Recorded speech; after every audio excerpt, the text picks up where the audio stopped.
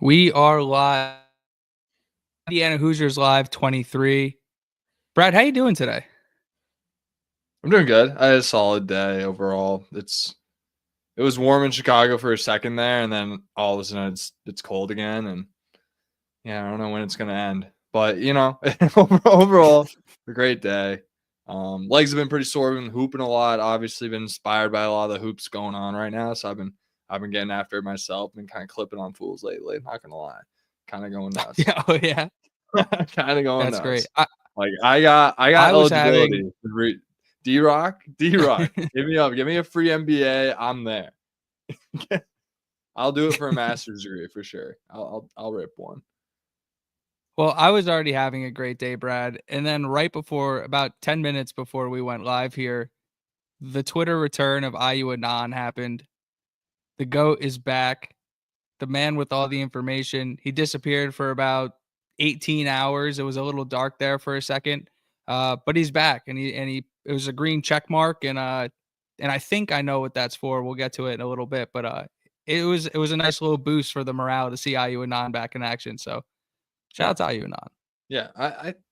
Yeah, I like IU and on just because he's giving us the scoops and just letting us know what's happening at the time. But I'm in the position where I'm just gonna digest it, and really, I'm not gonna have really any opinion about this, like real opinion about this basketball team till January. To be honest, I'll talk about it. I'm gonna crunch all the tape with all these guys we bring in and just trying to get like player comps to at least like who they play like. At least I'm sure, very few of these guys are actually going to be NBA talents. So just going to try to understand their games going into the year and just trying to figure out how this team's going to operate. Will be exciting to kind of break down as we go through on Indiana Hoosiers Live. We're on 23 sometime, but I swear I've only done 4 episodes of these, so I get confused sometimes.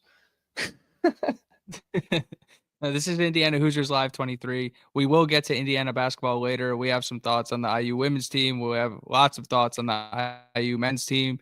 But like we say all the time, Brad and I cut our teeth doing Sigs Inside Indiana football podcast. We love talking Indiana football. We're going to talk Indiana football. The football portion of Indiana Hoosiers Live, we're just going to call Sigs Inside Indiana football podcast. So we're ripping it.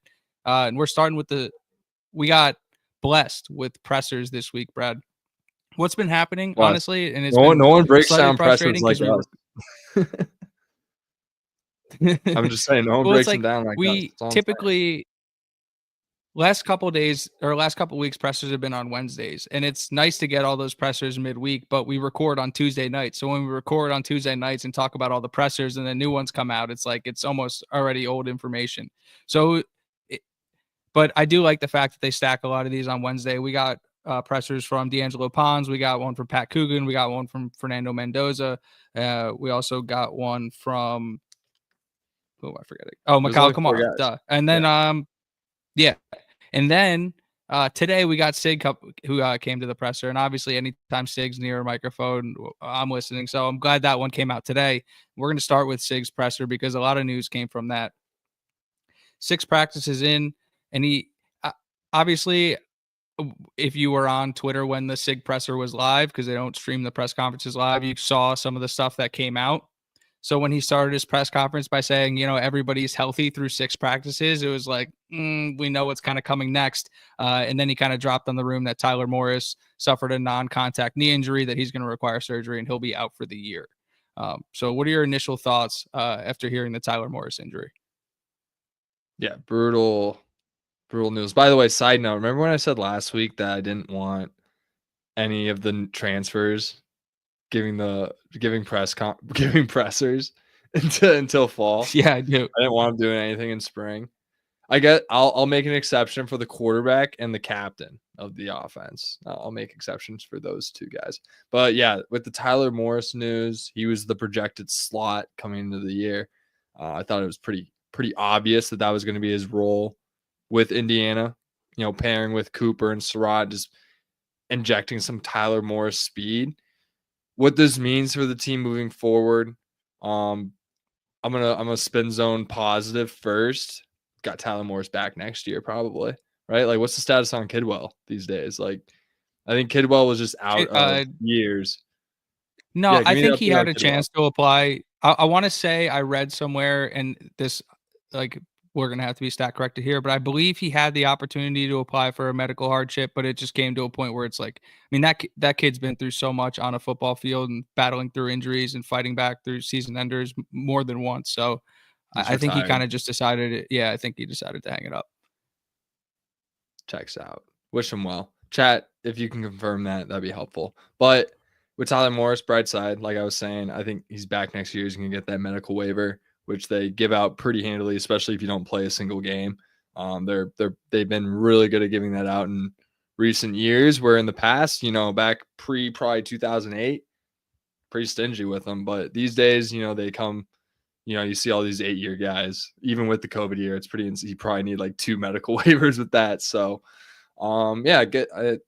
so that's the spin zone. Bad news is he won't be here this next upcoming year. So who does that kind of put the spotlight on? I'm going to put the spotlight on Mikail Jackson. We've talked about him, how he can kind of play inside out, big yak guy. Going to be involved in the screen game. He's gonna have a much bigger role. It allows LeBron Bond and Miles Kendrick, the 2 true freshman slot guys that were basically slotted right behind Tyler Morris, because he was expected to, get a lot of snaps at the position. It's their time to shine. They have a real opportunity to step up in spring and kind of show their role. I've seen some clips of Miles Kendrick. Allegedly, he's slotted first, so I would highlight him specifically as an opportunity for 82 to get on the field, which would be pretty cool to see. And then you got to start talking spring portal. Probably going to bring in a guy. Probably need to. So we'll see what goes down in the spring portal. But obviously, I would say Kendrick and Mikail Jackson have a real chance to really find roles, and that's going to open up, your Charlie Beckers to maybe even get some more snaps on the field. So exciting to see, just an opportunity for this very talented receiving room to find roles, which I think could be a good thing, Absolutely. especially when you consider Tyler Morris comes back next year. All of a sudden, you have a lot more experience at the group than you would have if Tyler Morris got a majority of the snaps this year. So I'm not, it's not necessarily, obviously in the short term, it's a negative. In the long term, it's kind of a positive, because you're going to have a guy that's going to stick around. Hopefully he makes a full recovery, and obviously we're wishing him well. I feel like that goes unsaid. It's good. We're going to miss that speed though, because I would have bet that he's probably our fastest player on the team, is what I would have. If they had a 100-yard dash, that's who I'm probably putting my money on, would be him. So we're gonna miss that. Maybe he was gonna be involved in the return game. Like I said, that's gonna open up the door for Bond and Kendrick to maybe find roles there. What do you got? I've been going Yeah, I was for gonna a say, while. I know I do. I think obviously, very obviously, we wish, Morris the best, and we're wishing him a speedy recovery. And the hope is obviously he can come back next year. But to jump ahead a little bit in the SIG presser, they kind of not pressed him, but kind of dug a little bit deeper on the wide receiver room. And he acknowledged that the numbers were a little thin there, that they're going to look in the summer to bring in a bunch of walk-ons. So kind of an interesting opportunity for a couple people at the university that maybe thought their careers were over to work back in there. He also noted Sam West, just out of practice necessity, has been working in the slot with the twos. Goom So guy, maybe certified. he did say it was out of necessity, but just to have for that to be your emergency pass catcher just bodes well for his ability to obviously catch the ball. To bank off of what you said about opening up things for Becker, potentially, Sig did say that he really likes the way the top guys are playing. That he noted that was Cooper, Surratt, EJ, and he noted Charlie Becker in there as well. So that's really exciting for Becker. And he did say that they are potentially going to have to go shopping because of the thin numbers. But he also noted that Davion Chandler is coming in the summer. And he also said, it was funny, his quote on Bond and Kendrick, where they have a future. They have a future. Yeah. It's like Bond and Kendrick, they have a future. That is the most nothing statement ever I've ever heard in my life. They have a future. He's like, Obviously, I don't know. obviously it leans positive, but you just can't take anything from that. They're just fast little freshmen. No, it wasn't. I will Yeah. say, if you watch the press conference and you hear the quote, you don't take it negatively. It wasn't like Yeah, but I know. it I know wasn't it's like not. a ringing endorsement of like these guys are ready to play right now. They're freshmen. Yeah, they're freshmen. It does sounds like those guys are like what I pretty much initially thought, like probably too small to get on the field right now. Maybe they can get, in desperation, maybe during in year, they might need to step up, but we're gonna go portal shopping for a slot. It's almost a no brainer. We'll see what Mekhi Jackson could do in there. I figure he'll get some reps and maybe and they might have to figure out ways to get Surratt and Coop in there like they need to just, see what they can do. They're going to experiment a lot. Hey, they're still going to bring in a slot guy, like a top portal guy. There's no, with Mendoza, with all the endorsements he's been getting, like they shouldn't have any problem getting there. I mean, this is a playoff contender, therefore, like basically a national, like a long shot national title contender. Obviously not your Yeah, there's going to be like usual suspects, so that's why I say long shot. But that's the reality. If you're sitting there on a roster, I was going to say if you're sitting there on a spring roster and you go through your like spring session and you thought you'd be farther up on the depth chart, or maybe they brought in a guy or something, and you're looking around the landscape like before. There wasn't as much room at a school like Indiana where you're going to have to come in and there's 2 or 3 guys in the slot you're going to have to battle with. Now it's kind of like they need a guy. So if you were iffy about whether or not there was an opportunity there in the first place, there's a little bit more incentive to maybe explore the portal as well. So it obviously sucks, but there are some ways that they can supplement to replace Tyler Morris in the aggregate, as they say. Basically. Yeah, and I don't think they'll find a guy at Tyler Morris's level in the spring portal. I'll be very happy if they do, but they're going to find a guy for that specific role that's probably very experienced or maybe not even like snaps wise, but just age wise, just an older guy that isn't, 18 years old to come into that room specifically to run routes on the inside and do his thing. And yeah, if we're gonna miss, it's a shame it's hard to miss Tyler Morris when you've never seen him on the field, but definitely we're gonna miss him in theory. I don't know what to say. I don't know. It's yeah, I know what you mean, but we're gonna miss him. I guess. I wish him a speedy recovery. We'll see him. We'll see him next year. Number 9, Tyler Morris. The first question. He's gonna have a lot of free time. should get him on. We'll have to talk to the right people first. But now the first question they asked Sig was like, which of the position groups stood out or is standing out right now? And it was the most Curt Cignetti answer of all time. He said some of the groups look good, some look eh. He goes, no glaring holes in the roster, but I'm not looking at any Super Bowl winners either. He said improvements building and the new guys are coming along. Yeah, just even if they were playing good or playing bad, I don't think he's gonna I think he's gonna answer it the same. Is kind of how I feel. He's been handling these pressers. Well, no, I don't know. It gets better. Yeah. Well, okay. Keep going. No. So they asked him about the D line. He said up and down. He said, got after their ass one day. But they responded nicely. So he said that it hadn't happened much where the offense was kind of running the ball down the defense's throat, especially last year. If you think about who was on the interior and the continuity they had on that line, it's funny because the D line size wise, and he jumping ahead again a little bit, but Sig acknowledged this when they asked him about Kamara moving to stud full time. Is the field side or the hand in the ground D end in their defense is typically bigger than Kamara is. Now he was able to play the role and play it at an All-American level, but like moving Kamara to stud and allowing him to have a few more one-on-one pass rush opportunities and putting somebody like Landino or somebody with more size on the other side is going to make the defense at least like systematic or on paper the way it's supposed to function better. But it is funny to hear him say that the defense was getting pushed around a little bit. It's funny to say that because last spring, if you don't, because we were covering this, or at least I don't know if the pod existed, but I mean I was paying attention. Defense was ahead, like by a lot, going into in spring ball last year and fall camp as well. And that was without CJ West. So the fact that they're not quite there yet kind of rings my endorsement of, they probably lack some depth. I like the starting 4 that we have. I really do. I With don't think it's a depth Burris issue. I and really actually Ratcliffe. think it's more.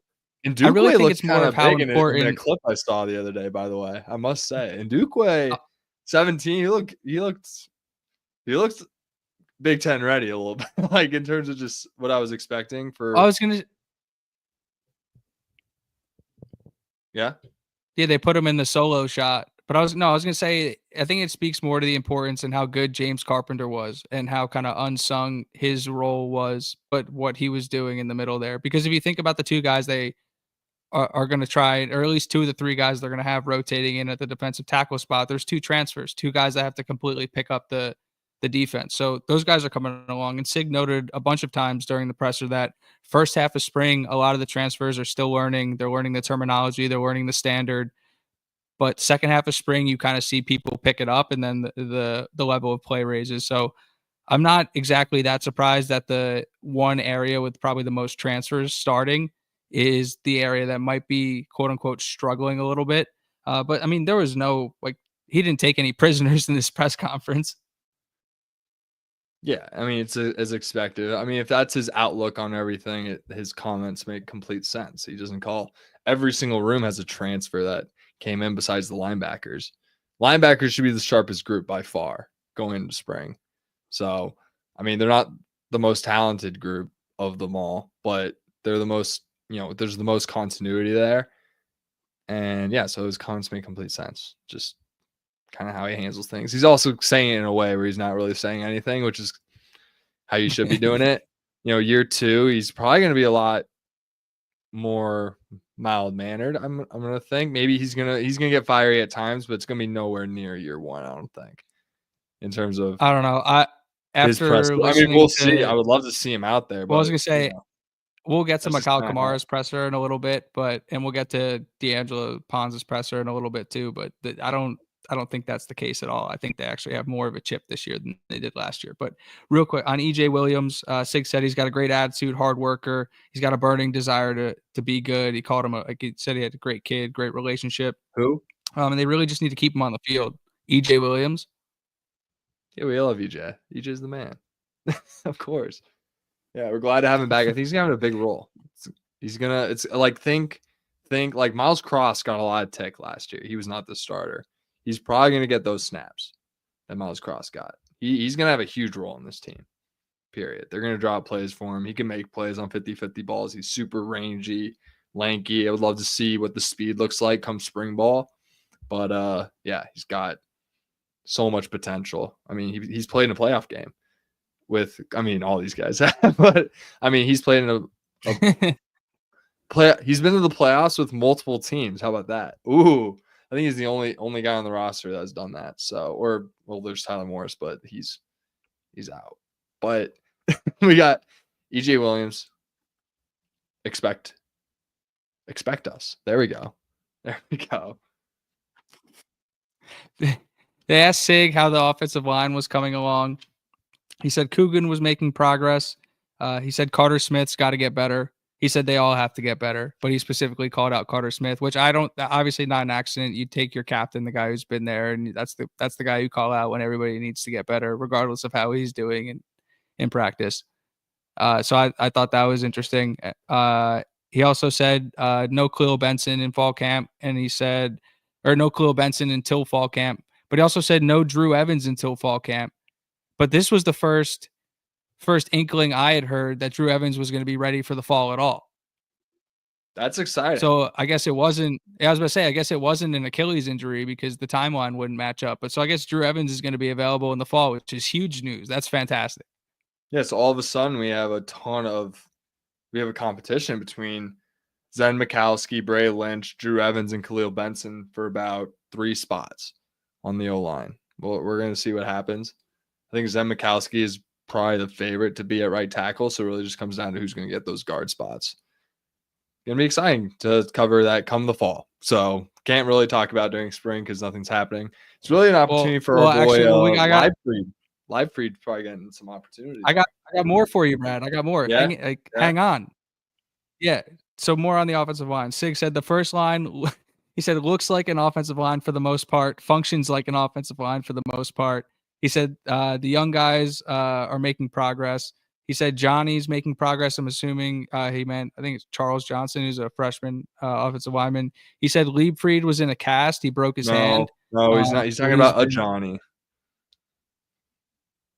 Oh. Yeah. All right. That makes way more sense because he's not talking about some walk-on. There's no Johnson. That's why I was confused. I didn't hear because we were gonna get to him in a little bit, but Mendoza called him Demola, which I thought was awesome. Oh, Demola Johnny. I mean, did he say Johnny? There's got to be another John. There's no. I don't know. No, the only other He's John was Johnson. Johnny. That makes way more Johnson's sense. not a scholarship guy. He's not going to call out scholarship guys unless they're going. I'm just telling you what I heard. Scholarships. He said, Liebfried's in a cast. He broke his hand, so that's kind of hurting his progress a little bit. But remember last week when I told you I wasn't sure if Baylor Wilkin was on campus yet? He is on campus. Yeah, not only did I see him in a couple of the Twitter videos, but Sig said Wilkin has done a nice job and Marek has done a nice job as well. Yeah, the boys. So two freshmen getting a nice shout out there. Yeah, I mean, when you see it's a good sign when those true freshmen are getting called out early. Future all conference guys, maybe. No, 100%. Yeah.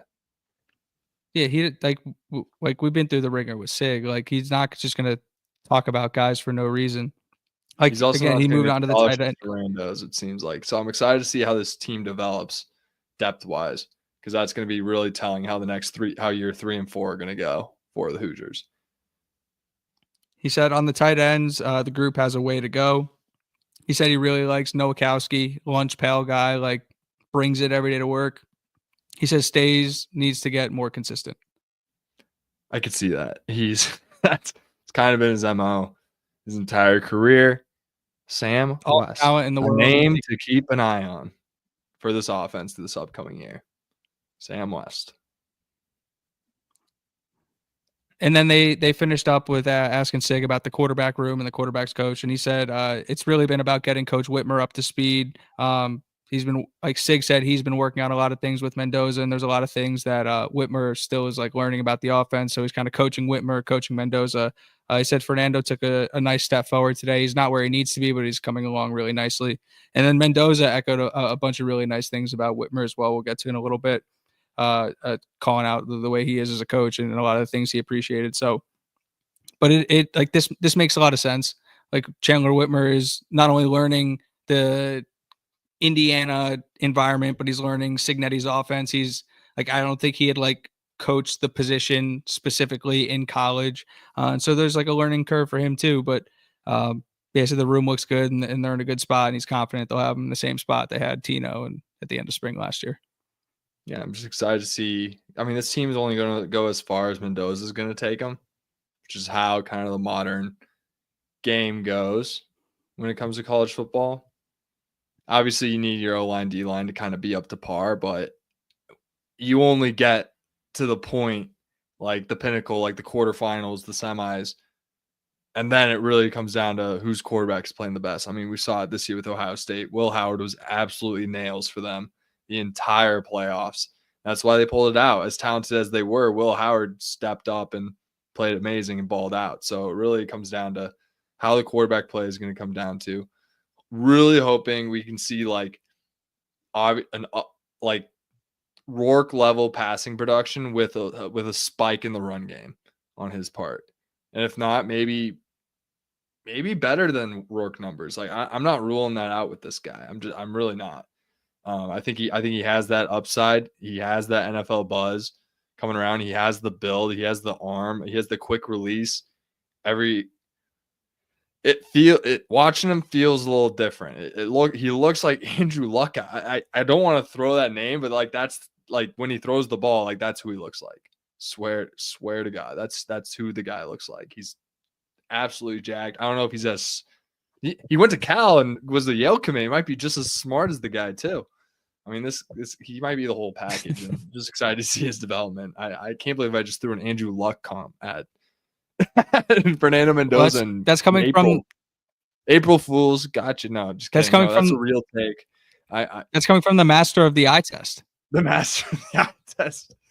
Yeah, I mean that's what he looks like. I'm not saying he's Andrew Luck, because it really is a half of it's mental in terms of just being able to process things. But when he throws the ball, it looks like Andrew Luck. But how much of a gamer is he compared to Luck? I don't know. There's my eye assessment of Fernando Mendoza. I don't have an opinion. All right, hold on your his decision-making ability, but I can tell you physically he throws like Andrew Luck and he moves like Andrew Luck. I don't know if his footwork's there. Haven't seen it enough, but the throwing motion and the build, very, very Andrew Luck-ish. Do you want to just rip into the Mendoza presser right now? Because I was going to go with Pons next, because Pons had a couple different media appearances this week that I'll try and wrap into one. But if you want to keep rolling Mendoza, I'll just roll to Mendoza. I'll just do Pons next. That's fair. Well, I want to respond to Uno Moss, who just rolled into the comments. Mendoza's legit not going to wow you, but just gets it done. He's going into his junior year. The best is yet to be seen from Fernando Mendoza. If he's getting it done as a freshman and sophomore, I can't wait to see what he's doing as a junior and senior. That's all I got to say to that. What? All right, you want to hop into Pons? Yeah, I was going to go to Pons. So Pons had a presser last week. He had a Hoosiers Connect interview, player's perspective with Mackenzie Holmes that dropped like midday today or this morning. So we got a bunch of Pons media. I'll go to the presser first. They asked him about his mentality and kind of what he's like looking to do or looking to work on this year, because he's coming off such a great year. And he said like he's just really trying to work on the little things, find the things he can get better at, take it one day at a time. Like to listen to a 20-year-old coming off an All-America season speak so candidly and so just like calm about his approach. It's just like, and this comes off with all the guys who spoke at the pressers like this. And I tweeted this out today, but this Indiana football team is so likable. There are so many just like good dudes on this team.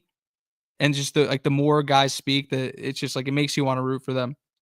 But they asked him about his approach to leadership.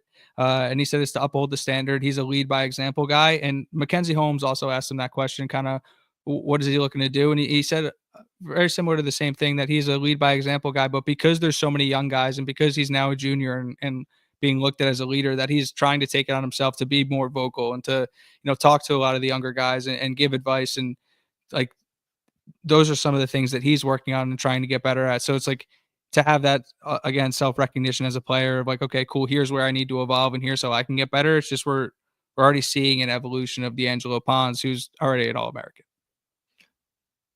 I'm gonna go historian right now.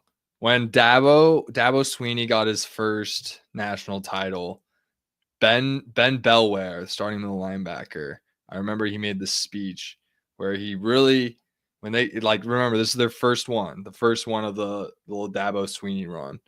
I remember it vividly because I was like pretty astounded with what he did and who he called out. He was like, I want to give a shout out to like Taj Boyd and like all those guys that like came before them and like really set the culture and built the foundation of what was that first title and what turned into a run where they got another one with Trevor. And I don't know, they get like 2 or 3, something like that.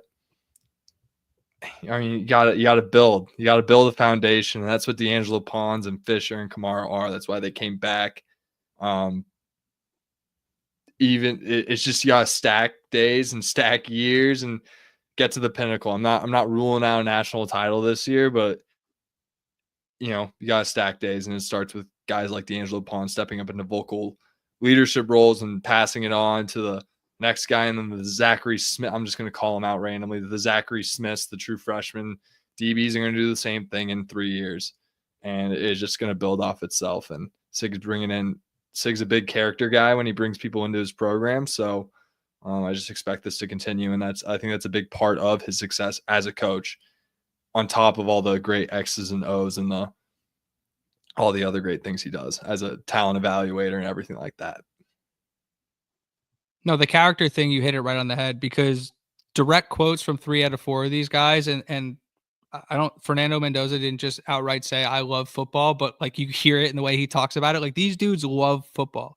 D'Angelo Pons, like this is all I know. I love football. Like Mikail Kamara, I love playing this game. Pat Coogan called it, like he said he's grateful and he gets to play, like he chooses to play football. It's it's the way these guys talk about the game is like like they must like pray to a football in the locker room. Like, you know what I'm saying? Like these dudes love the game. It is very, very apparent. Like Jalen Walker was very much the same way last year, but it's like it's everybody on the team. These guys love ball.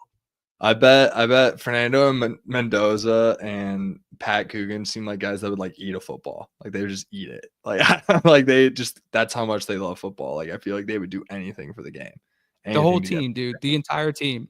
Yeah. Like D'Angelo Pons, quote unquote, I love the game. Like these guys love football. They asked Pons about competing against Mendoza. Jalen Walker. They saw all the edits Jalen Walker was getting last year with his I love football pressers, and they're just trying to do the same thing because it's not. But it's like it's. I know it's real. Like, it's real.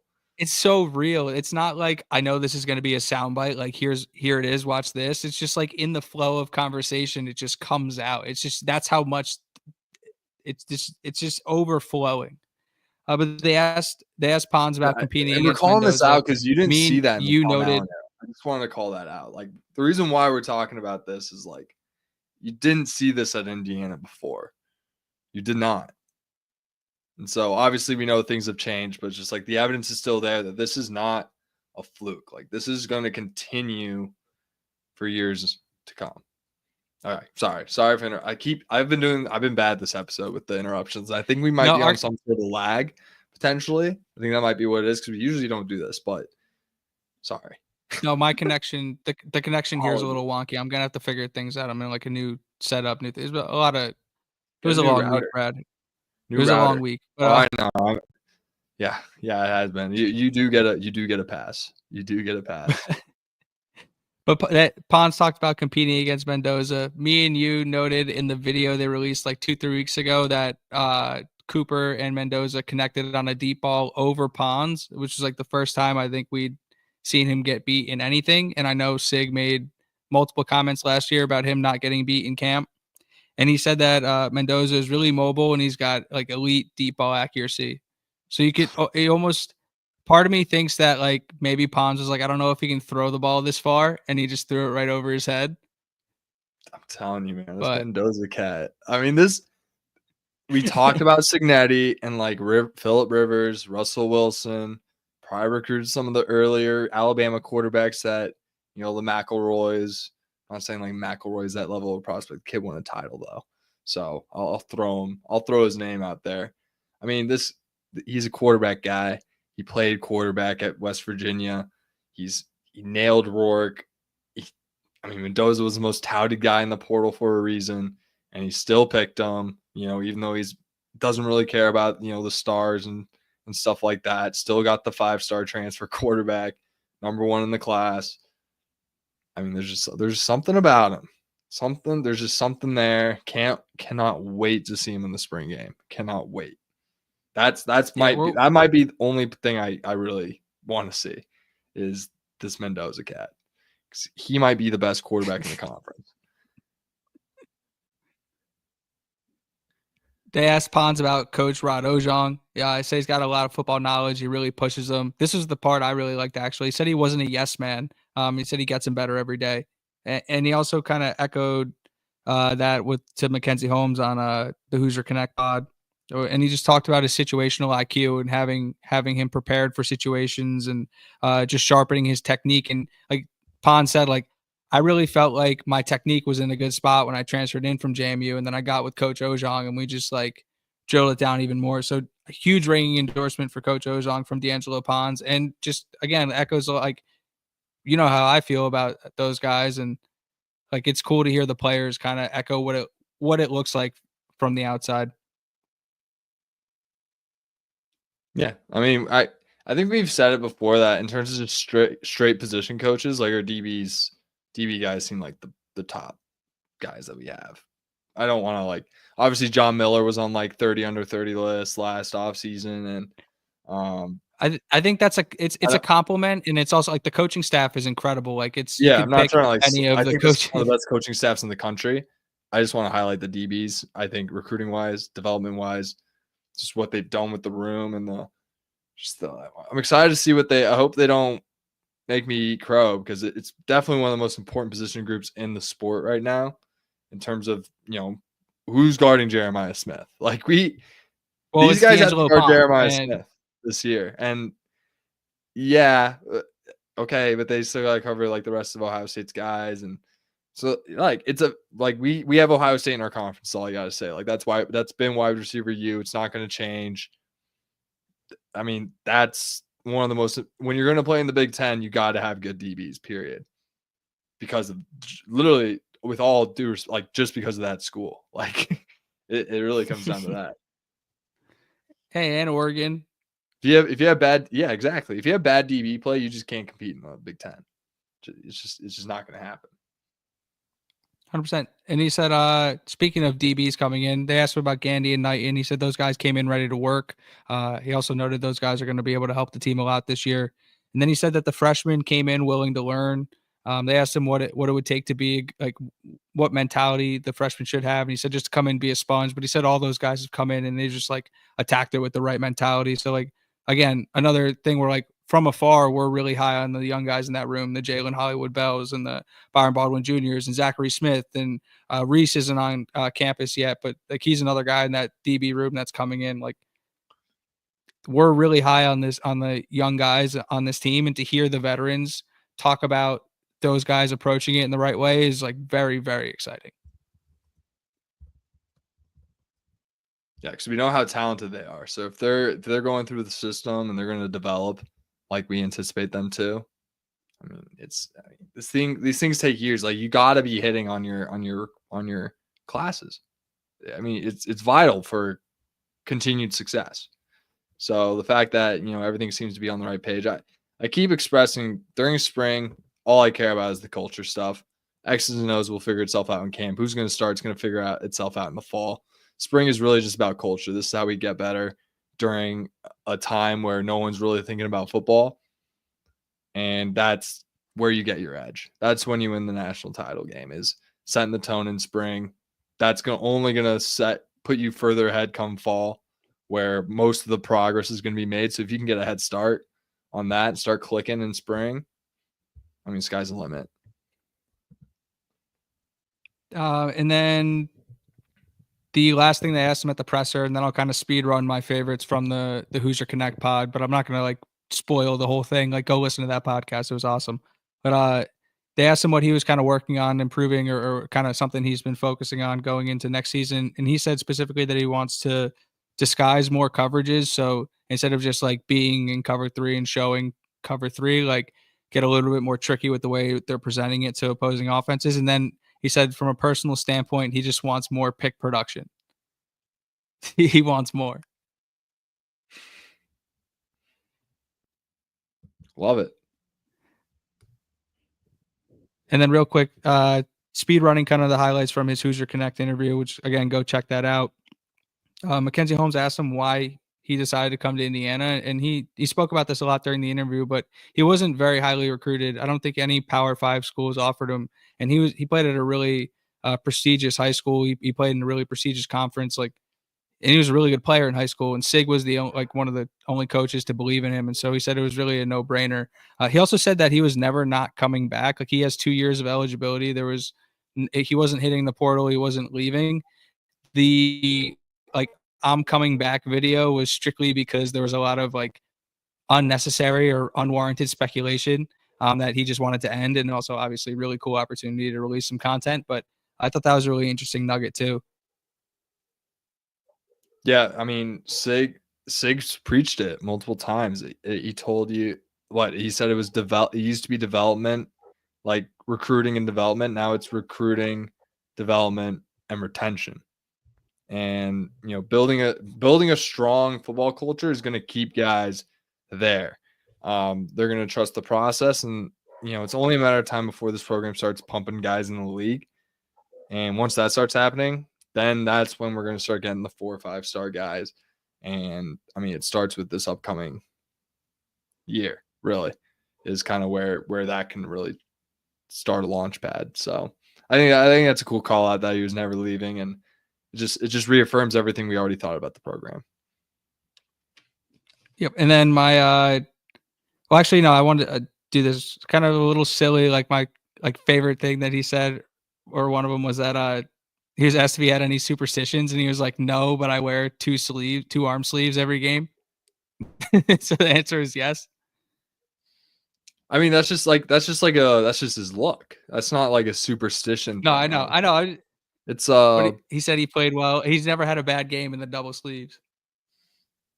okay, that's a little that statement's a little superstitious. But I'm not a superstitious person either, but I still have my what do you call them? Your rituals, right? No, I'm with you.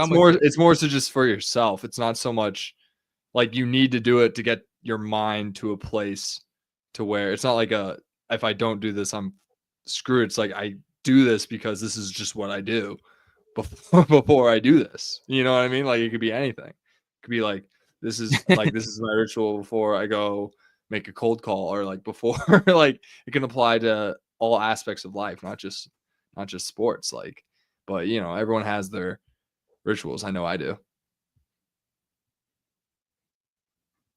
And then Do you have any to kind of echo where his love of football comes from. I mean, I grew up. I played baseball for 18 years. Like yeah. I don't cross bats. Like I actually one time as in a youth tournament, like wore the same outfit for the entire. We were playing so well, I just didn't change. Mm-hmm. I do. So when I play basketball, you know how players wipe the bottom of their sneakers? I only wipe with my right hand, which is my shooting hand. It's not a superstitious thing. Yeah. It's literally grip. It's literally like I need to dry my hands off. That's just the way I do it. And it brings moisture to the shoes as well. Not that my hands are like that. You only wipe the bottom of your shoes with your shooting hand. With my shooting hand, yeah. No, but it's not like a superstitious thing. It's just what I do. I don't know. We're just talking rituals. Sorry if I sidetracked everything and I ruined the show. No. I was gonna say just to close up the D'Angelo Ponds Hoosiers Connect interview. Mackenzie Holmes asked him like kind of where does his love of football come from, and he was basically like I'm from Miami. Like this football is like that's what we do. It's all we know. He's like I've been playing since I was 4 years old. I've been playing football for 16 years. Like it's just in his blood. Like, he's a ball player. And so that's basically if you didn't know anything about D'Angelo Ponds and just needed to figure out who he was, just like, yeah, kid's a ball player. Yeah, that's it. The kid knows ball. Kid's a hooper. Kid's a baller. He's just an All-American. He's just an All-American, best corner in the Big Ten, best corner in the country. Like, no big deal. Yeah. Should be on the cover of NCAA 25, but probably won't be. But yeah. Well. But yeah, definitely go check out the Hoosiers Connect interview that just dropped with D'Angelo Ponds. Definitely worth your time. Let's move on to Mikail Kamara. Mikail Kamara is always one of my favorite interviews to watch because there are some people who say the right things and don't mean it. You know what I mean? Yeah. Like he's just like the dude just says the right things and he's telling the truth and that's what he's talking about and what he's about. It's like they asked him about his spring focus for year 5, like what's changed. He's like, nothing's changed. I come in with the same attitude every year. Like I just want to this is where he said, I love playing football. And like, I just, like making sure I have no bad habits and just like going over my season from last year and just like eliminating the bad habit footworks that I've like fallen into, or, maybe like little things with hand, but it's just like, you wonder why, again, like a guy like D'Angelo Ponds, who's talking about the little things, or a guy like Mikail Kamara, or a guy like Aiden Fisher's is at an All-America level. It's because they're psychopaths. They're like, I just had an All-America season. Let me just go see what I did wrong and try and fix that. Yeah, he led the country in pressures, and he's talking about his bad habits and how he needs to fix them. It's a little scary, honestly. It's terrifying if you're like the dude could you're have like, this easily guy's been gonna a get day 2 better. draft pick. He might. I think size is definitely going to be his biggest like knock on him coming out of. But I mean, his production in college come next year in the draft, like that's going to be something you just can't overlook. And he's going to have another 10+ sack year at Indiana, staying healthy and everything. And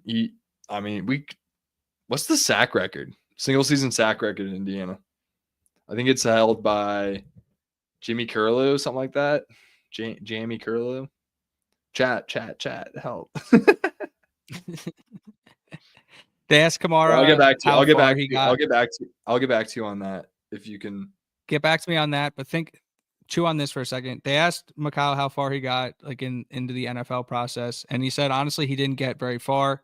With Fisher and Pons coming back, with the way the Notre Dame game ended, he kind of just had a bad feeling in his mouth, and he just he knew it's what he wanted to do, and so it is like from the outside again, it seemed like after the year he had, he probably would have like you assume he would explore a little bit more of what that could have looked like. But to hear he was so focused on coming back, and then you hear about like he talks about why he wants to come back, and it's he has that chip on his shoulder, and they have more to prove, and he wants to compete for a championship, and it's like this is a guy that like very easily could have gone to the draft, but because of his own desire and the power of NIL, Indiana has the ability to keep him at school and roll back 3 All-Americans next year.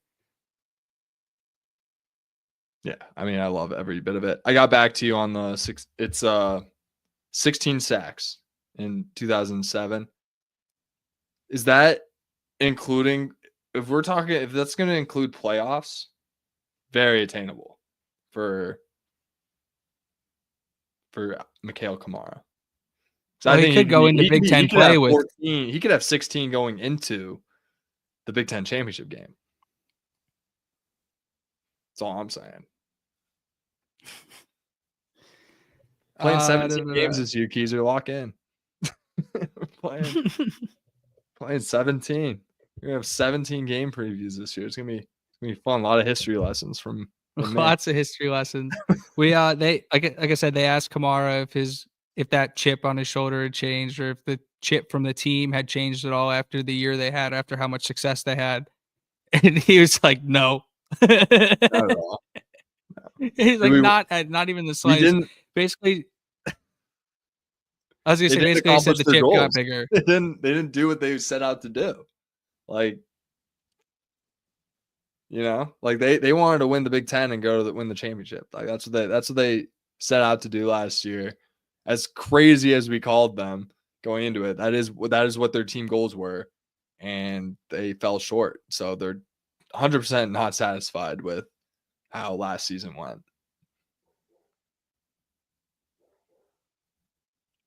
Yeah, he's at the end kind of just went on to talk about the room, or actually the entire team, and basically how freeing it is playing in front of 2 All-Americans, and just how the entire room, like he said, everybody's a dog. He's like, everybody just wants it. He's like, there isn't like we have to just talk about it constantly. It's just there's just this quiet, known unsaid like feeling that the team has, and just everybody wants the same thing. God, I'm getting fired up. Mikail Kamara, man. He's getting me fired up. I love that. That's getting me like goosebumps. Like, and then I'm just picturing what that locker room looks like right now.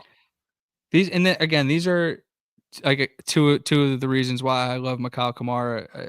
Finishing up his pressers, they asked him, why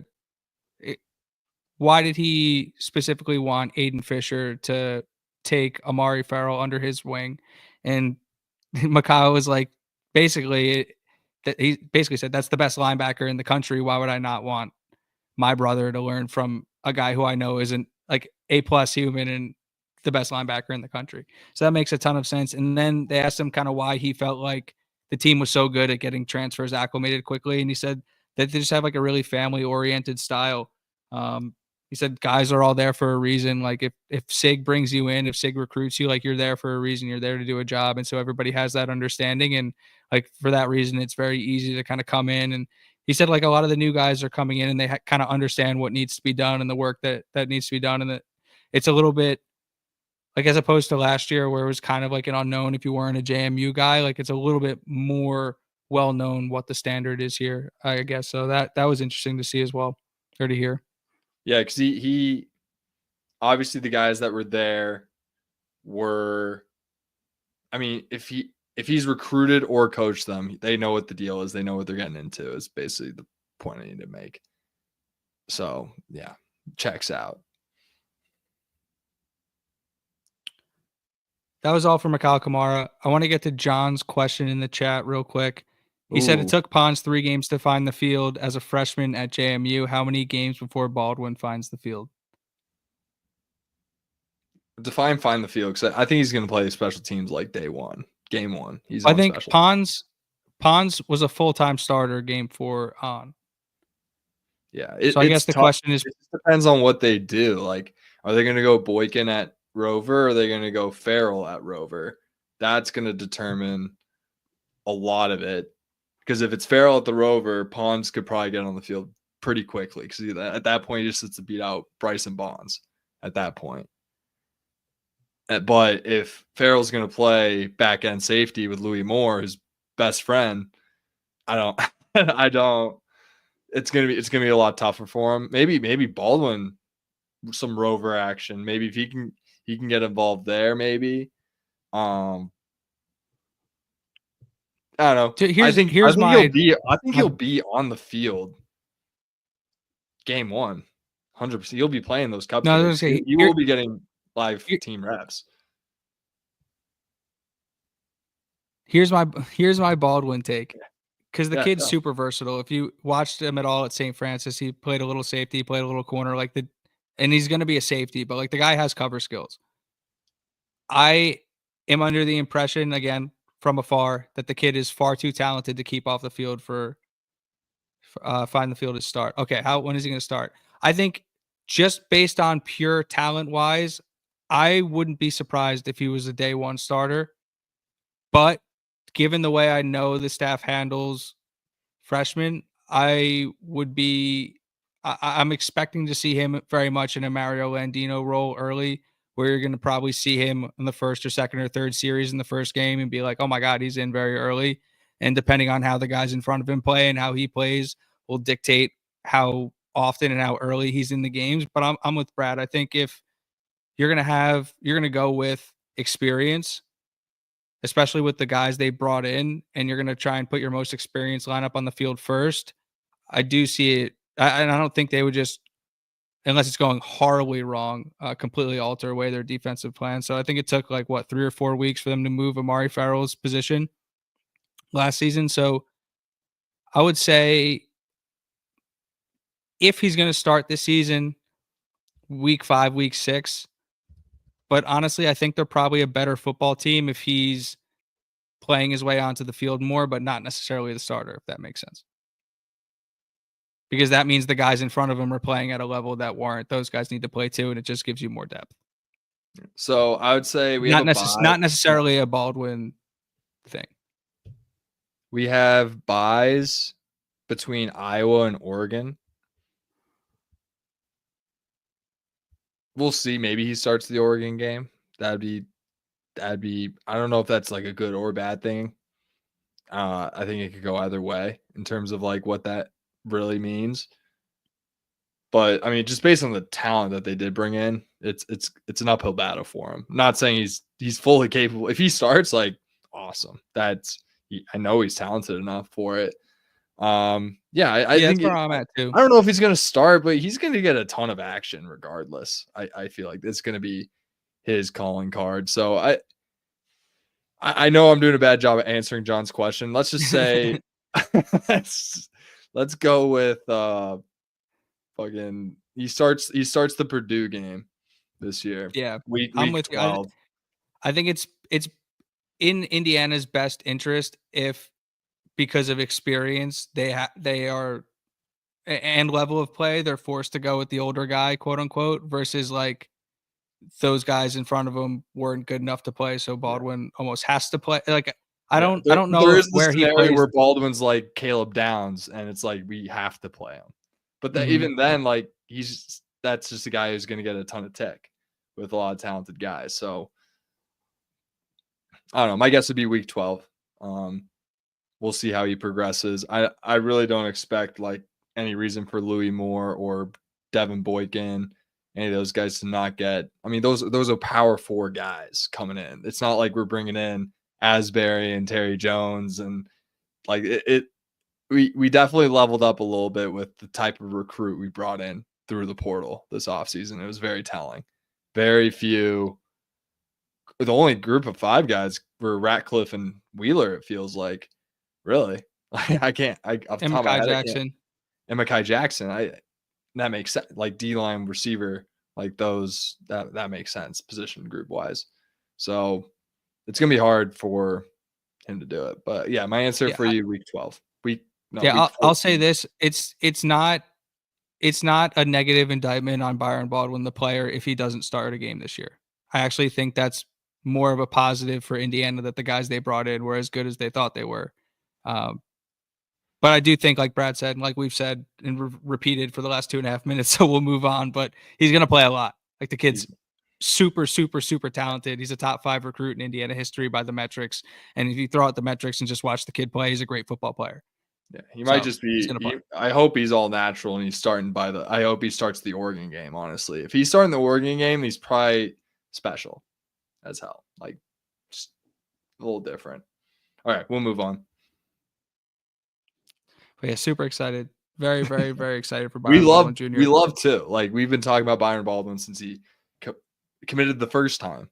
Yeah, I was gonna say I've been talking / writing about Byron Baldwin Jr. since he committed the first time. So if you want to go read that article, it's on keysportsnetwork.com from last July, I think, or August. But we'll move on. Fernando Mendoza presser. First of all, again, I've said this before, but this team is so likable. Like Fernando Mendoza is such a likable person. The first question was asked by Zach Osterman, and he was like, basically, like, how much have you leaned on Alberto throughout this process? The first thing Fernando says is, first of all, very nice to meet you, Mr. Zach. Something like that. Like this guy's just incredible. What a guy. What a just a genuine human being. But he said leaning on like Alberto's been a tremendous resource. He said Alberto himself has been dicing up defenses early. He's looked great and he's helped him a lot on the little things. Pointing out a coverage or pointing out a read or something as he's coming off the field. And to have someone you're already that close to also have more knowledge about the thing you're trying to learn naturally is just going to help. Anyone who has a brother or any siblings knows that if you have a good relationship with them, that type of bond. And so that's really cool, especially like personally, I have 2 brothers that I'm close with. So I kind of seeing like maybe imagining 2 of us in that scenario, like I can imagine how much we'd be helping each other. But then he also said that he's got like a tremendous relationship with Alberto, that they do everything together. They watch film together. They work out together, so I love having brothers on the team. The brothers Mendoza. Love it. I mean, yeah, the brother dynamic. There's not much to be said there. I mean, it's everything we expected it to be. They said one of the next questions was, you were sacked a lot last year. How was that? Who asked that? I forget, but that was basically the question. I was like, that's an odd question, but he's like, no, it's funny because he knows he's not going to get sacked too much this year. Yeah, well, he said he's got a great O-line this year, and this is where I got excited. Was he said, Coogan and Bray, Carter, Zen, Demola, and Austin as well were the names Austin he shouted Barrett? out. Nice. I don't know, isn't Liebfried also Austin? I mean, those are the guys that I would think are like with Benson out. I mean, those are literally the top 6 guys that we have, right? Like just looking at it, with considering Liebfried hurt his hand, that's about. I mean, you're on it with Demola. You're on it. Dude, That was good. listen, That was good. You might be master of the eye test for the O-line keys. You might be. hey, listen, you're looking at a right guard, freshman year right guard. Hey, there we go. 5'6", buck 45. I was out There we go. leveraging people. You didn't want to see me in the trenches. Oh yeah, love to see it. I had good leg drive. If somebody can go find my freshman film, that'd be incredible. You see me driving some dude out like 10 yards, like, who is that? Like, that's the new guy. Yeah. Yeah. Yeah, I was like that. What's up? Yeah. No, but Pancakes for days. going back to Ajani, like there's just certain things you watch. Like I don't have access to film, like all 22 film or huddle film or any of that. So like I'm stuck watching highlights. And so what I like to do when I watch highlights is like, okay, what was that action? And could that action work against a superior athlete? So like if you're watching somebody in high school, right, and you don't know who either team is, and they're like the guy is running away from someone on a breakaway touchdown, but they're like close enough. You're like, all right, if you move that up a level, that guy's probably getting hawked. Versus you watch a dude in high school run away from somebody and create 25 yards of separation before the clip's over, and you're like, all right, that guy could probably run away from some people who are higher level athletes. When you watch at like Ajani grab people and throw them in high school, you're like, that plays. I don't care how big or how like what side or like that dude manhandles people and in a really exciting way. There's a kid in the class of 26, Deron Parks, who's uncommitted right now, who reminds me very similar in the way he throws people around. That I hope Indiana would give a look to. But no, I really like Ajani. The dude just like he's throw people out the club You're type. Just throwing out names in the 2026 class. You're just deep in your O-line. Dude, I love that. Dude, I can't escape it. Is that the Cardinal Mooney guy you've been telling me about? Yeah. Okay. And we recruit this, but it's okay. But no, back to Mendoza. You do recruit the area. You get on it. I know Brian Haynes is watching. I know he is. I know. They asked Fernando. Go tell Shanahan what's up. Deron Parks.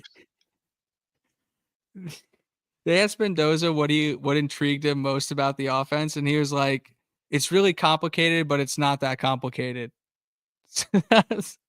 The scheme is intriguing. Like they do a lot of really interesting things. They also asked him when he first started diving into the playbook, and he said, because Alberto had the playbook with him when they were home over winter break. He said after he committed over winter break, they dove into the playbook. But honestly, if I had to guess, he probably took a peek at it maybe a little before that, but that's pure speculation. I can see why you would speculate that, just having a brother, you just know, like, oh, that's you're just home for Thanksgiving. You're just like, oh, that's your playbook, huh? What you got of it? You guys running inside zone? How many yards does Rourke have, Alberto? Like, he finished what on the Heisman voting? He was pulling it and looking at which guy?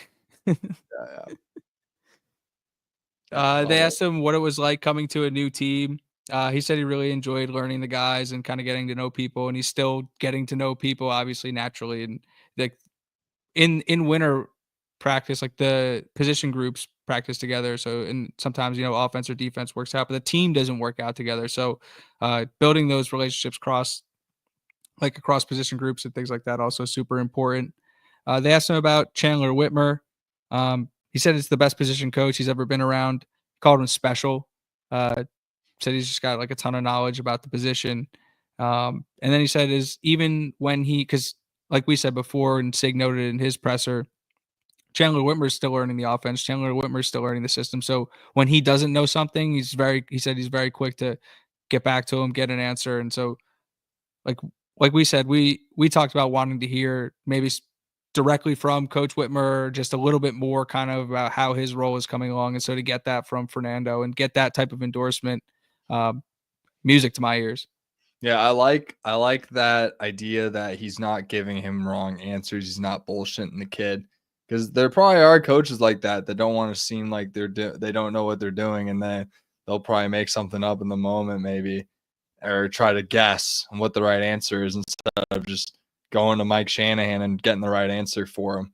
And just to make sure, because obviously that plays in any sort of collaborative work environment, whether that be sports or beyond. that stuff comes into play, and just being humble enough to, ask for help and ask for the right answers is very important. It goes a long way. So good to hear that, true, like a real story that like I find impactful, and just in terms of like the type of character that Chandler Whitmer is. 100%. Again, going back to D'Angelo Pons talking about Coach Ojong and saying like he's not a yes man, and just not just like telling him like the coaches in this room aren't like afraid of the guys they recruit. They're not afraid of offending people. They're not afraid of like overcoaching. Like you come to Indiana with the understanding that we have a standard, and this is the way the rooms are handled, and this is how we do things. And just to continue to hear that we have like stand up individuals and like people doing the right things consistently at every level of this program is just like, yeah, it's like it's just like it's operating and being run at a high level, and these are the stories and the byproducts you hear and what happens when a program is operating at the level it is. Yeah, they reinforce, once again, reinforcing what we already probably guessed about it. Yep. They asked Fernando if it was challenging learning a new offense, learning new stuff. He said no, because he's literally had a new offensive coordinator for every year of his career. So it's just probably would have had to learn a new offense anyway. So, but he also noted, a lot of stuff in football, and anybody who's knows or been around the game, like kind of understands people run the same concepts. They just call them different things. And so it's really just understanding the terminology and a lot of like tendencies and things like that versus like really trying to understand the game of football at this point for somebody like Fernando Mendoza.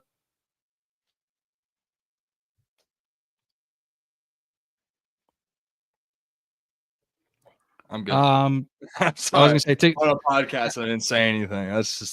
That's on me, really. No, I actually forgot this. I was gonna say I forgot this part when I was talking about Whitmer to finish up on Whitmer. He said he's got a great mind. He's a type A personality. Makes it really easy for a quarterback. He's very distinct, thorough answers, and like I said, very willing to ask questions. And he also Mendoza didn't specifically mention the word moxie, but he talked about a lot of things that in my head, that's kind of what he was talking about. But he said just a lot of the non-physical things, the mental side of playing quarterback, the leadership of it. That's something that Chandler Whitmer is helping him with out a lot too. Yeah.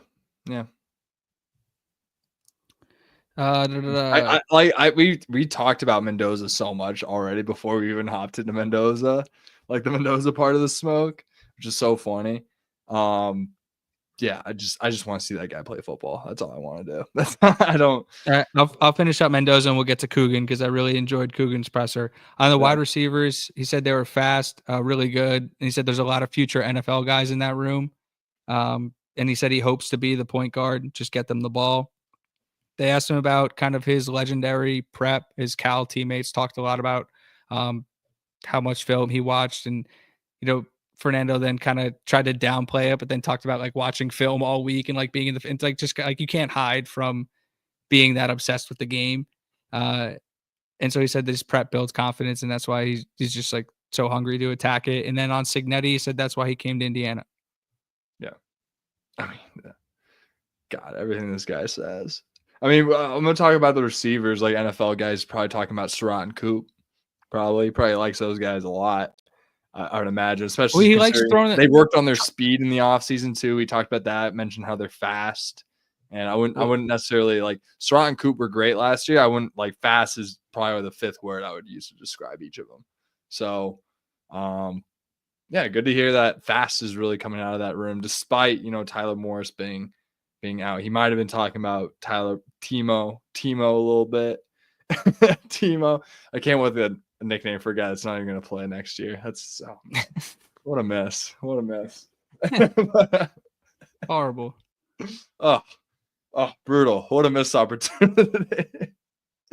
But yeah, I mean, and you got EJ there, who's always had like that NFL upside. I don't know if he's going to play on Sundays, but he's always had that ceiling. And then there's Mikail, the Yak King himself. And then Charlie Becker, kind of the X factor. Love the room. Davion Chandler, need to get on campus now. Skip prom. Skip prom, he says. No, that guy's the king of Lawrence North. He has to go to prom. I know. He's going to win, what do you call it? Prom king, right? Yeah. Yeah. Is that what Nice. kids are calling it these There's days? actually, like I know we said Davion Chandler coming in the summer. Garrett Reese coming in the summer. There's obviously a couple more guys joining in the summer, but they're getting a nice Yeah. injection of freshman talent, another one in the summer as well. But let's move on to Pat Coogan's pod. The Pat Coogan's pod. Pat Coogan's Yes, sir. Pat Coogan's podcast. They asked Coogan Coogan how said. There we go. they asked Coogan how comfortable he Oh, was yeah. playing center. And he said like he literally played center for 2 years, played guard for 1 year, was back at center last year. He's very comfortable playing center. He said he likes it because he has command. He's very trusted. He's in a leadership position. And he likes to communicate. They asked him why Indiana, and this was the quote that was circulating at the back end of last week. But he said it was an unbelievable opportunity. The program's created remarkable momentum. And then he just talked about the guys in the locker room, echoing kind of what Mikail Kamara was saying about their like just the family oriented vibes and just the way they bring people in. Like it's like this is a fun locker room to come into. Like, and they're very particular about the guys they bring in. They protect that culture, and it's very much so on purpose. But like Coogan's a guy who's like bring that guy in with open arms. But there are people like players I'm sure they brought in on visits that like they probably realized didn't mesh with the culture. So it is super important. So to hear again Coogan talk about the culture, and it's funny, Coogan, somebody from a Notre Dame background, after a lot of the things the Notre Dame fans were saying about Cignetti and the quote unquote lack of culture in the Indiana program, to hear how good the culture is in the program, specifically from a guy like Pat Coogan, 3-4 months after that game is just like again a ringing endorsement of what they're building here. All right, I have a few things from that. First off, it's pretty cool that, you don't hear that too often, like a guy alluding that they probably brought some high profile guys on visits and He didn't allude that. okay. That was me. Sorry. Okay. I apologize if that was Pat Coogan did not allude that. That was not a part of the presser. Okay. All right, that kind of throws off my second point too. A little bit. But Damn. Okay, I'm glad you said that though, because if I don't want to put words in his mouth. No, that was not what he said. That was my take on the culture. Coogan's, but yeah, a guy coming from outside the program. A guy. Wait, who was saying that we had culture issues? Like you were saying. There was. I mean, it was in Notre Dame Barbs, and honestly, I can't remember the guy's name. Okay, so it's just like a Notre Dame guy just shutting the snobs up north up basically about it. Yeah. I mean, he has everything. I mean, he played center for them all the way to the national title game and they didn't bring him back. He should have a big chip on his shoulder. The Pat Coogan comment about the culture and then me going on a separate like FU Twitter haters for saying there is no culture was different. Like Pat Coogan. Yeah, I'm not saying Pat Coogan. Yeah, I know. I'm doing my own thing. I'm doing my own. I'm putting words in his mouth now. Like Pat Coogan should have a chip on his shoulder about Notre Dame because he was the center, brought them to a national title for the first time since Manti Te'o. And what do? They're like, oh yeah, the guy who you replaced, like he's still better than you, so you can go kick rocks or be a backup. And so he went to a playoff contender. Very smart move by him. He's gonna have I'm pumped for him. I think you're gonna talk about it soon about him commanding the offense, and that's something that I started this show by saying, because last show I was like, I don't want any of the transfers taking pressers. I'll make exceptions for the quarterback and the guy who I think is going to be the captain of this offense, which is Pat Coogan. Period. I think those are probably the two obviously the quarterback's the captain, but like Pat Coogan's center, like he's got to be a vocal leader. We know he's a vocal leader. We've all seen the clips of him hyping up the O-line going into the playoff games. I mean, dude's walks the walk, talks the talk. It's a guy that you can rally around and get them psyched up before a game, and excited to see what that kind of impact has, especially on game day, where it's not really like it was an issue where our offensive line came out flat, but if they can come out and punch you in the mouth, like at a different level than they were last year, like that's just one extra boost is really all this team really because it felt like they were just so close but yet so far, and any little edge that they can get is going to go a long way as they try to accomplish their goals of a national title. I feel like it's been mentioned by guys that that's their goal this year. Oh, they are not shying away from it. It has been mentioned multiple times. But they asked Coogan in getting into the kind of that leadership role and kind of the challenges that he faces. They asked about his relationship with Bob Bostad. He said it's great. He said Coach Bostad expects a lot from his centers. They asked him about the challenges of being new to the team but expecting to lead. And he said it was a little awkward because he came in week 4 of the offseason, but it's just like it's a challenge he wants. He's excited. Like he's a very personable person when you listen to him speak. Like it can't be difficult for that guy to make friends with the way he competes on the football field, his pedigree coming in, and then obviously when you get the okay and you get the yes from Cignetti and co, like that's a cosign to the rest of the guys in the locker room that you're a high character guy. So very easy for somebody to come in and it's like, okay, maybe you have to again learn tendencies and habits and like who people are, but you kind of have an understanding of who he is as a worker and as a football player, and that kind of makes it a little easier, definitely for him. So he said like it's just he said a bunch of things, but my just kind of takeaway from it, but he's just like a naturally like a great dude. Like he just seems like a really again another one who's just like a really genuine, says what he means what he says, like do the right thing type of person that just they seem to just be stacking in this locker room. Yeah, I mean, Cignetti has a type. It feels like all these guys say the same things and they walk the same way and they approach and they all love football and they're like really kind of they're just like they I mean, that's he has a type. They're all just like Cignetti, just maniacs, like just chewing off their own, like grinding their own teeth up 60, like type guys. Like they're all like that. It's not about the score. It's about did I win my individual matchup on that play, one play at a time, fast, physical, relentless. Boy, Smart, disciplined, poised. Smart, disciplined, poised. Like, did I do that every play? Like, it's literally it all goes back to that one little statement in that what's his name? Adam Brenneman podcast where he just went through the whole like philosophy real quick. It's that whole it always falls back to that. Like that's how all these guys are, and that's how 6 they're seconds wired. of play, Especially going year 2 jump. Expect us. I mean, every single guy on the roster is like that. It wasn't like that last year, and they still went 11-2 all the way to the playoff, and was a big part of the national conversation for a bulk of the year. Yep. They asked Coogan about playing that Indiana team last year, and he said they were really good. He said they had to he said game planning for them actually helped him in his prep for being able to understand who his new teammates were going to be and how to fit in and fit along with the team, which I thought was pretty interesting. But again, it said coach change is great and like it was a huge challenge. He said every time somebody sees CJ West in the building, he gets messed with because that was his matchup. That's funny. But they also asked him like from afar, why do you believe like from afar now coming into and being in the building for a little bit, like why do you believe Indiana has been so successful? And he said because it's player led. Guys like Fisher, guys like Mikail, guys like Carter, guys like Bray, which I thought cool to see Bray Lynch's name pop up here too. In terms of that, like that, I'm who out, are yeah. who are who are the leaders in this locker room? But it's just like when you have again the guys like Fish and the guys like Mikail, it's like you don't need Coach Sig around all the time, like cracking a whip. Like this is not how you have a successful program. And like Pond said this, I believe, in his Hoosiers Connect interview.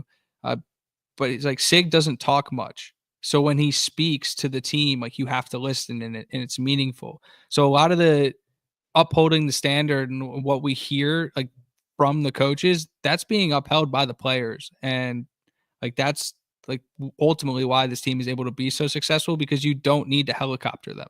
They're doing the right things. Yeah, it reminds me of I hate referencing BMS, but like there is some like truth to it in terms of Dude, like you how do it. rock. This is the third show in a row with a Blue Mountain State reference. I'm like, I gotta go watch the show again because I forget all of them. Well, it's like when Marty Daniels like grabs Thad Castle by the jersey and is like, "You're my captain, get this fixed." It's like he doesn't even really have to say that too often. I mean, but if it ever goes haywire one day, like that's basically all he's gonna have to grab Mario Landino next year and be, be like, "You're my captain, get this fixed," and then it's gonna get fixed. And it's a very common thing in coaches when they talk about who the best teams are. It's always player led teams. It's always what they go to. It's the first thing they say. Guys that it's player led teams with good X's and O's coaches. That's really all it is. It's not, at the end of the day, it's really not on the coach to set the culture. It really comes down to the player. Obviously, if the coach isn't doing it, it is ultimately his fault and he will get the can. It's but it really down, comes down to like, will the players do that? Like, is he getting guys that will buy into his philosophy? Like it just comes down to that. Like it really is. It always will and always has been up to the players, like how good they want to be. Like the idea that like, you know, universities develop, guys for 3 years and then they go into the portal and go to a blue blood. Like, no, you didn't develop them. That player decided to become the best player in the country, just happened to use his coaching and facility resources at your school. It's not you guys pumped this guy out. Like he became one of the best players, but it was his choice. He did the work. This feels very Donovan Dent, UCLA. No, not at all. No. But, it's happened a lot in the transfer no, portal. I actually I full blown the same thing. I full blown agree with you. Full blown agree with the sentiment. But back to Coogan real quick. It was low key about Donovan Dent, but we don't. I know. But closing up on Coogan, he said on Mendoza was the first guy he met. Said the dude's been blowing up his phone, trying to get him to come. So it's obviously you want your quarterback being the guy out there banging the drum, and so to hear that he was so aggressive and going after a guy they very clearly needed, obviously huge plus. This was actually my favorite part of Coogan's interview. They asked him what he learned from Notre Dame. You know what he said? No, I don't. I'm not even going to guess. I have no idea. What, nothing? He learned nothing from Notre Dame? That's not even right. There's no way that's the right answer. He said the virtue of gratitude. Yeah, no, they had that prayer like group on their team, and I think that really like brought them really close together. I think it was low key a big reason why like they had like 60 guys going to like Bible study.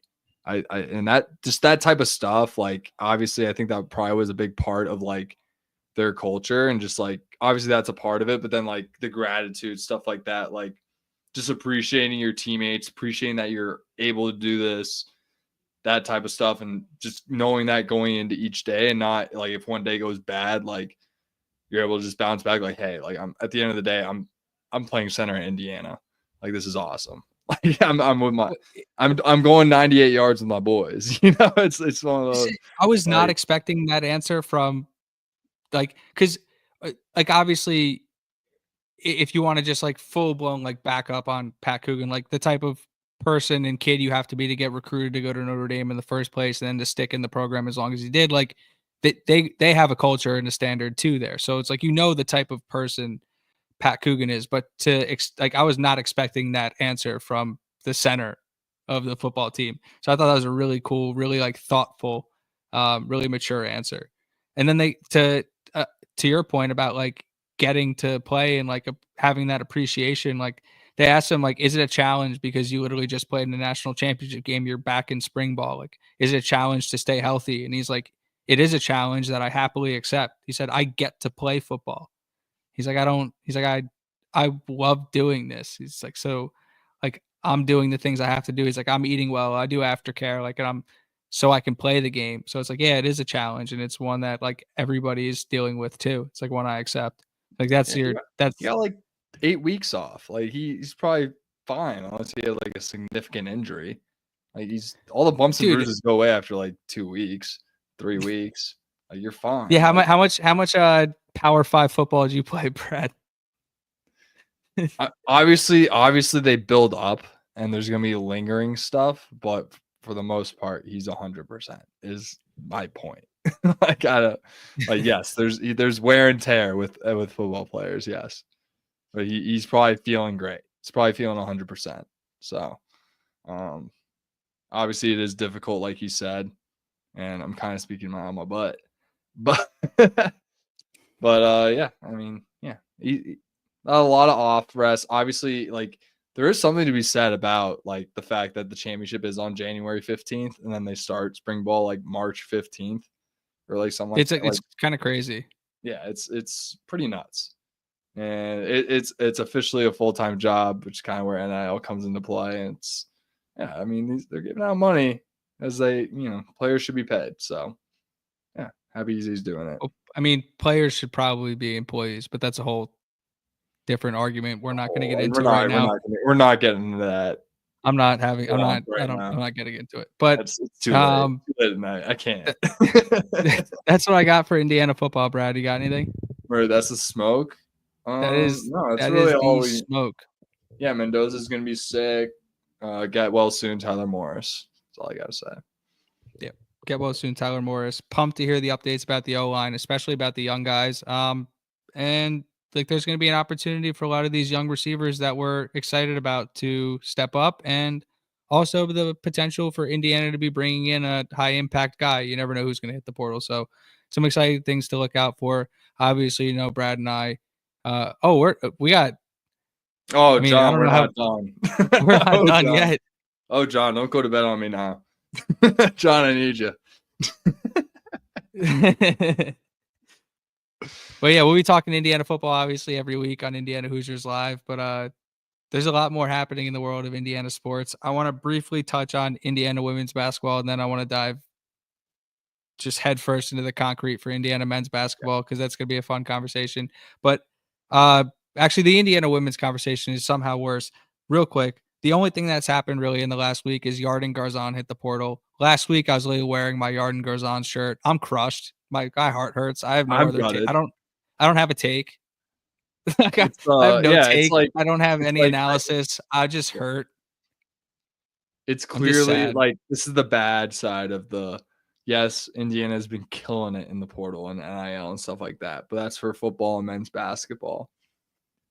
Are we putting in the NIL for women's basketball? Like, do we sacrifice a little men's basketball, football, NIL? I don't know what the answer is, guys. Personally, I don't even know if NIL is the problem. I think a lot of people know which way I'm going to lean, at least like where the NIL should go. I think Terry Morin's a great coach, and obviously she probably deserves some NIL funding to build a good little team that can real quick get over the hump. Before we, and maybe this happened in the last, maybe I missed it kind of as I was doing my like re-scroll through for the show, but I haven't seen any indication that this is NIL related. Is she going to go abroad? She has a do not contact tag. That's all I saw. Oh, it's so NIL. Or all that means is that she knows what she's doing already. All that means. Mm-hmm. So whether she's being tampered with NIL or she's going to go play abroad, if you're going to go play abroad, you're not going to transfer. Oh yeah, I guess she's in the portal. She didn't say she's not coming back to IU, which is totally different.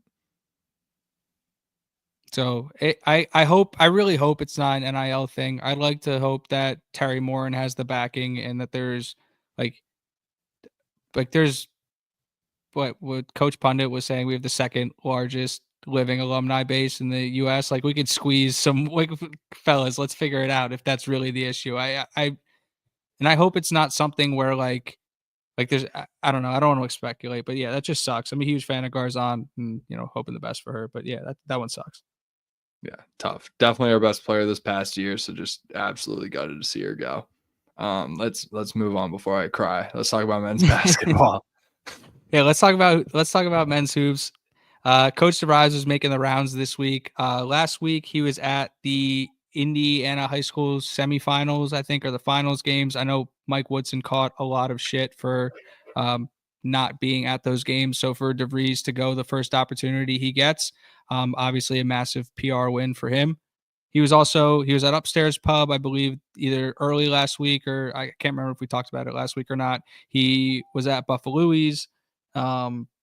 So he's just been making the rounds, shaking hands, kissing babies, doing all the things that a coach should do. And he also, you might not know it if you were just been scrolling through the grifters, but he is putting together a staff. He added Drew Adams from Cincinnati, Bloomington guy. I believe, I again believe the internet. Somebody's gonna have to stat correct me on this if I'm wrong, but I think Drew Adams' father runs the Indiana Elite AAU team. I know that Adams has a documented good relationship with Flory Badunga, a potential transfer portal target for the Hoosiers. So a huge get for Darren DeVries on his staff. He also brought Nick Norton with him. He was on the staff, I believe, at West Virginia and at Drake. And a new strength coach, Ryan Horn, is coming. We saw the message Cliff Marshall posted. There's a lot of differing opinions on, like a lot of people have a lot of opinions on Cliff Marshall, but one thing you can't say about him is or you can't question the type of person he was. By all accounts, a very A+ human being. You saw the people come out in full support of him. A lot of his former players thanking him for the work that he did, both like in the weight room and then like as a human in their life. So wishing Cliff the best. Is that a send off for Cliff Marshall? No, I guess it turned into a mini send off. But then my question is, how do you feel about the staff that DeVries is putting together here? Sorry to not they added put a bow on that for you. The one assistant, and then they got rid of Cliff Marshall. 2 assistants. Oh, okay. And actually, people are pumped about Drew. Drew Adams is already on the website. Yeah, Drew Adams apparently has ties with Flory Badunga, is what I'm hearing. Which is you heard that from me about 6 seconds ago. Yeah, I know. And then and then crap. And then yeah, no, I like that Cliff Marshall's gone. I like that. I like that a lot, personally. I think, it's very time telling for a change.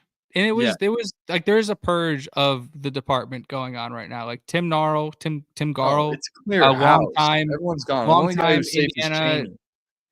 Athletics trainer who got swept up and named in the Bomba suit a couple weeks ago. He's not coming back. I think also with it was telling in the lack of information flow from the coaching search of what the circle of importance, I guess, in the department is. And I think that is going to start being shown with who's not going to come back next year. So the purge that people were asking for better or for worse, whether they were good people or bad people as humans, it was just time to move on as a department and as a program. Yeah, I couldn't have said it any better myself. It doesn't really matter how good or bad they were as humans. I think it's just a scenario where you just got to kind of clear house. Like I was saying, I think the only guy who should probably be retained is Calbert Cheney, just because A, his ties to the program, and B, I think he has a great resume, even at Indiana. I think his work with all the guys like Umar Balo this past year, getting him ready, shooting right-handed from the free throw line. Not saying he was really good at it, but I don't think he was much better shooting righty than they had him shooting lefty this past. Right, he went righty. They had him shooting right, and he's actually a lefty, which is crazy. Insane. But yeah, it's a clear house scenario. Yeah, excited to see what he does with the staff. I'm just trusting D-Rock at this point. Like, I'm just riding with it, and I'm not really going to judge him until January is kind of what I want to see. But, exciting just to see the stuff happen, I like that this guy has Flory Badunga ties. I think it's huge if we can bring that guy in. Like I said, I think we have like 14 spots to fill right now. It's just Trent Sisley, and Tucker DeVries hasn't even committed yet. So it's like, I don't know, after the coach is on, it's like 13 spots are available. And I mean, that's just a whole new. I want to and I'll continue to repeat this until we get to those dates, and then I can't use this as cover anymore if it gets to that point. But last year at West Virginia, it took DeVries about a month before he brought in his first player. The Tucker DeVries thing, I saw it confirmed by Time on Twitter today that he's waiting on a waiver. That's semantics. The dude was in an IU hoodie at the press conference. Darren DeVries in his Hoosiers Connect interview last week talked about having his son in the locker room. Like, he's going to be on the team. Yeah. But like I said, last year for West Virginia, it was like April 18th to the 21st before the first player committed to that team. Dusty May last year at Michigan, I think same thing. It was like April 18th, 20th before he brought his first guy in. So I want to emphasize that they're still putting together a staff. They're being strategic with who they're bringing in. They are looking at guys, like we'll get to in a second, but I was going through trying to like compile the like who Indiana has reached out to list, and then I scrolled down and Inside the Hall had the whole list compiled. So shout out to Inside the Hall for doing the work that was already, like, that for having it done what I was already trying to struggle to figure out. So that was dope. But they're like, there's a nice list of guys they're looking at here, and we'll get into that in a second. But I think patience is, again, it's hard because you're watching. You're watching a lot of key guys and talented guys commit to big name places, to rivals in conference. And it's just, be patient because there's a plan in place. And like, it's just like, let's let things play out first before we panic. Yeah. I'm not going to panic about IU basketball until, I don't know, probably the Purdue football game, maybe. Not even then. Like, not even until football season. It's football season. Like, I don't know. I'm like, basketball's going to do their thing, and they're going to, I'm going to trust D-Rock, see what year one's going to look like, and obviously we'll break it down as it goes. I don't think there's any reason to have any sort of emotion toward it or anything. Like, you don't know any, like, anyone who's like calling DeVries, like calling for, because the fact that there are is just insane. And they're already shitting on them, and it's just like, we're doing the same thing over again, guys. Like, let's like relax. Can we make it? Can we make it like a month? Get some yoga or something. Like, I don't know. Find your zen. Get some. There's only 3 guys on campus in the last 2 days. Like, let's relax. I don't even care. Like, I know it. Like, calling it the biggest recruiting day in IU history is just ludicrous. By the way, ludicrous. Like, what are you talking about? Like, how could you say that? Like, that okay, the next official visit day for IU football is going to be the biggest recruiting day of all time. Like, I'm not, like, just because a bunch of top 10 on 24/7 guys are coming on campus doesn't mean it's going to fix IU basketball. Like, we all saw what happened last year, bringing in Bala, bringing in Rice, bringing in Carlisle, all these top rated guys. Like, it didn't work. Why would you do that to yourself again? Just, like, obviously D-Rock has a better handle on the college game, and probably getting those top guys is probably going to work out more in his favor. And he understands how to build a college roster much better than Woodson does. But to have any sort of feeling toward this rebuild with one guy on the roster, he's not even on campus yet. One guy, there are 0 guys in Bloomington right now that are like playing for Indiana. Like, I mean, obviously there's guys on campus literally right now, but you know what I'm trying to say right now. There's 0 people on the roster. Obviously Trent Sisley and Tucker DeVries are coming for sure, but everything else is up in the air. There's 0 reason to even, it just happened. Like, obviously it's probably better to talk about this than to watch the college basketball crown that's going to happen. That bullshit that's going to go down this week. Holy crap. It's that stuff is like the South Park episode where they're playing the Little League World Series South Park episode where they just try to lose on purpose. That's the college basketball crown. But at least we're not in that. So that's good. It's like, holy smoke. Like, there's so much time. Like you were saying, like, Dusty May didn't get his first guy till April 18th, is what you just told me. Yeah, somewhere in the back end of April. You just went to a Sweet 16. Like, I don't. Yeah, there's plenty of time left. Like I said, they had guys on campus. Like they had Ryan Conwell on campus, I think yesterday. They had Connor Enright there today, and Josh Dix was there yesterday or today. I couldn't tell. There was tweets that were saying he had pictures already. There was tweets asking for the pictures today. I don't know. Let's say they get all those guys. I'm gonna be saying the same thing. Like, until January, like, who's to say at this point? Like, I just want to see it start happening. I'll start talking about it in November when they start playing. But let's be realistic with ourselves here. What? Okay, since 1997 or since 2000, Indiana has made the Sweet 16 4 times. They have advanced past that once. Just think about that. Like, to have any sort of standard of like this isn't the Indiana way. Like, as far as I know in my lifetime, Indiana basketball has been pretty stinking irrelevant. I know they've had really good teams in recent memory, and I know they have 5 banners, and it's awesome.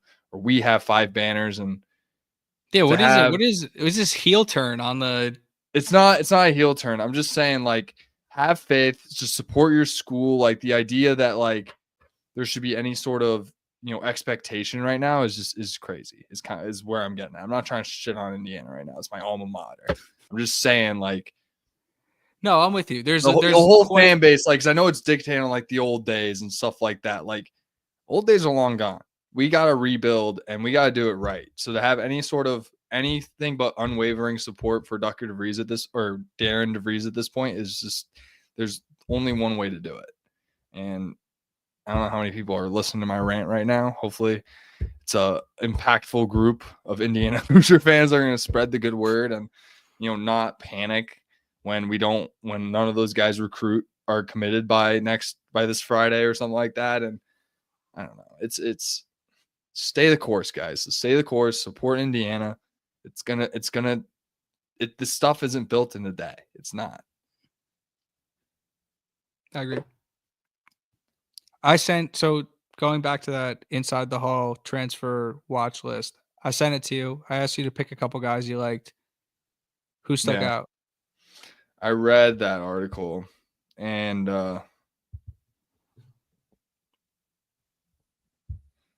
obviously Basmack that stands out right away. Obviously. Yeah, we're big Basmack guys. We had like a 20-minute Basmack conversation where we were just like, Basmack. Anyone who's ever listened to Six Inside knows I allude to I like comparing like things to what I know, and what I know is UCLA football and basketball. It's what I grew up with before I attended Indiana University. I watched those teams very closely. I've seen the good, I've seen the bad. I know what they both look like.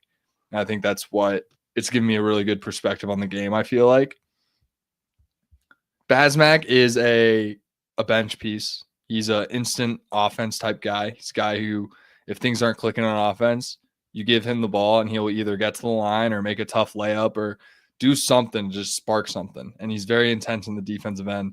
Would just love to have that on the roster. Just Chicago guy. Like, obviously UCLA moved on from them because they have greater aspirations next year. They want to be the Dukes and the Auburns and the Floridas next year. And that's how they're approaching the portal, by letting some of these very talented players walk so they can upgrade them. Indiana is at a point where they're trying to get to the tournament. Guys like Sebastian Mack get you to the tournament, period. And that's just a guy Indiana should target. Rodney Rice, duh. We watched Maryland last year. He's part of allegedly the best starting 5 in college basketball last year. I think they were only called that because they didn't have any depth, but still a very good starting 5. They were a 4 seed this past year. I'll take that guy. He's a very good shooter. I think he'd fit in well with what Darren DeVries wants to do. And then another name, I'll throw in Elijah Freeman, the Lincoln Memorial D2 6'8", as a freshman, dropped 18 a game. I remember I had this coach who told me, because I was a pretty good scorer growing up, right? And he'd always tell me, this was his like way of putting confidence in me. But I think it's very true, is that scoring 20 points a game at any level is difficult. Just think about it. Like you're in second grade, you're putting up 20 a game. That's probably very impressive. You're in middle school, putting up 20 a game. Very impressive. You're putting up 20 a game in high school, impressive. Putting up 20 in college, again, that's impressive. Doing it in NBA, it's impressive. Any level where you're putting up 20 points a game is impressive. He's putting up 18 as a freshman in D2. I'm sure you can find a role in the Big Ten level. 6'8", love to have him on the roster. I think that's definitely one of those, like we talk about finding the diamonds in the rough, which is what like the John Tonjis at Wisconsin was able to do. A lot of that happened in the portal last year. A lot of these top contenders were leaning on guys that weren't super highly touted coming into the portal. This is an example of what could be one of those guys. And he's going to have 3 years of eligibility, which would be awesome to bring on campus and see how his career could develop at Indiana. That'd be cool. I'd love to see that happen. Love for him to get a shot. So apparently on this list, this is like who they've heard that they've talked to or who they want to. No, these were, I believe it was confirmed names Indiana had reached out to. So that was Ryan Conwell, Connor Enright, Josh Dix, Flory Badunga, Sebastian Mack, Tyron Riley, the San Fran. They said he was a guard, but I also saw somebody describe him as like a wing. Again, like you said, Rodney Rice and then Elijah Freeman. Yeah, this. And I know that the list Riley is probably kid, bigger. The like Riley kid seems like a Cohen Carr type player, maybe with like a.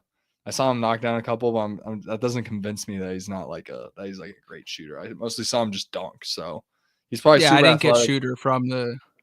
Yeah, he's but yeah, right. To answer your question, right for Rice, Freeman, and Bazmack are guys I would love to have in Indiana next year, personally. Obviously, any guy that was on campus this weekend would love to have him, but just going outside the box here, like those are my 3 names. Yep. And then there's some interesting pieces from that West Virginia team. Like Jonathan Powell is a guy that is getting some buzz from some teams that aren't Indiana. Like Indiana hasn't reached out there, which I thought was a little interesting. But Braden Hawthorne, who is a top 50 player in the class of 2025, who decommitted from West Virginia, released his top 7, I believe. Indiana was in there. That was along with West Virginia, Virginia, Dayton, Kansas State, Kentucky, and Michigan, I think. Yeah, he's the Huntington Prep kid, same high school as Andrew Wiggins. Not saying he's going to be Andrew Wiggins, but it's a very elite university. There's a kid by the name of Chris Smith that played at UCLA for a long time. They've pumped guys consistently into a lot of 6'8", like a lot of 6'8" wings they pumped into the college game too that have been very productive in college. And that's just it's very telling, guys coming from these big prep schools that are, it just plays. It continues on and on and on again. So another guy I would love to bring in. I've said before, I want all 3 of those West Virginia commits at Indiana. I think it'd be in the best interest for DeVries because he clearly wanted to build with those guys. So if he's able to still get them, I think that'd be huge. Couldn't agree more. You got any closing thoughts on Indiana basketball, Brad?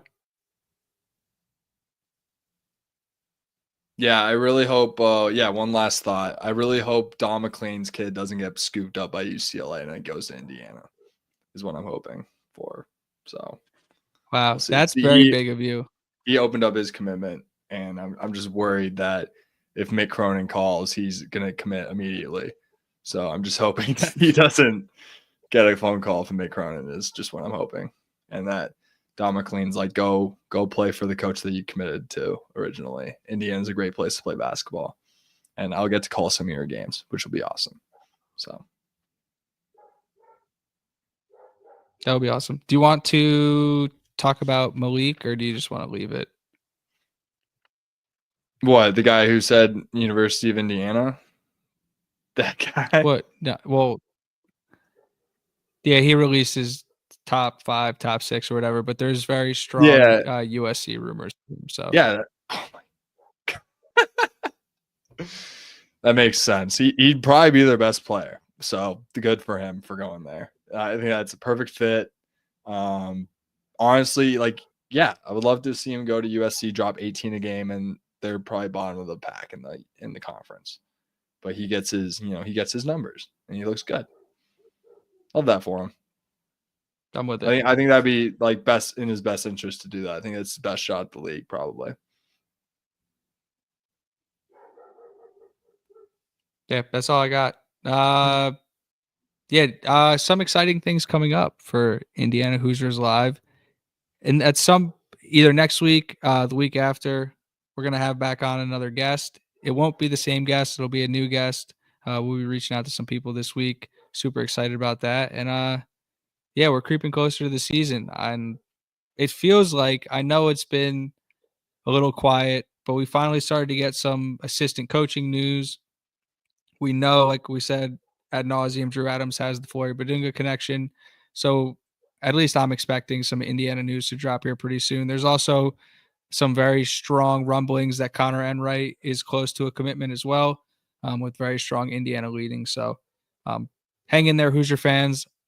I know it's tough right now. I know it's frustrating. I promise I'm looking at the same things you guys are, but like, we have the right guys in place. There's a plan, and just hang in there. It's gonna be all right. Yeah, just be fully, like Jameis Winston, unwavering faith. Unwavering faith, and we're just gonna, in self-belief, we're just gonna will this thing to make it happen. Hopefully Scott Dolson nailed this hire, and we can make a push for the tournament in year one. And I'm not gonna overreact to it right now. It's football season. Well, it's technically no off season in the voice of college football world, but I'm calling it. Football season's here. Where that's going to be our main focus from here on out. Obviously, we're going to cover the Darren DeVries rebuild as it happens. But I think going into this, especially with spring ball happening, main focus has to be football right now. No, we're a football show. Like, we spent 90 minutes. That's what we do. It's April 1st, and we spent 90 minutes on college football. Yeah, I think we belong on this channel. I think yep.